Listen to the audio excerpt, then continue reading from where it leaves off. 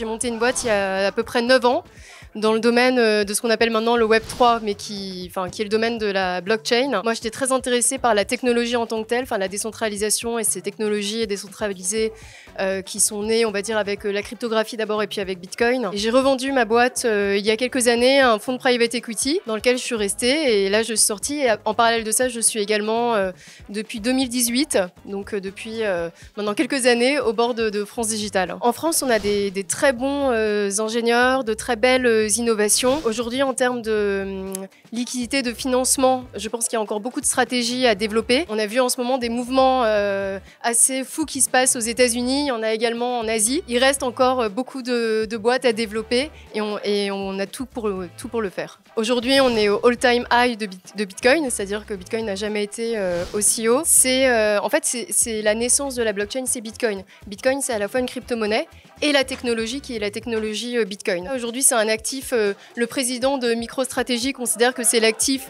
le plus sécurisé au monde finalement. Puis là, il y a aussi Ethereum avec l'ETF qui est apparu il n'y a pas longtemps. Enfin, en ce moment, il se passe plein de choses.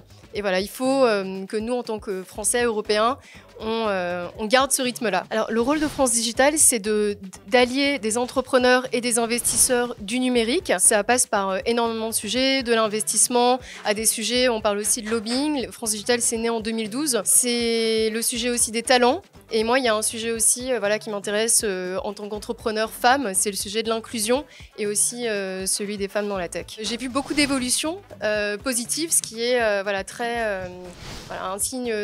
bon signe de développement. Et on pense que ça va vraiment dans le bon sens. Et moi, je suis ravie de voir de plus en plus de jeunes entrepreneurs qui franchissent le pas, et d'autant plus dans la tech, qui est un domaine encore voire trop masculin. On est, je pense, sur la bonne voie.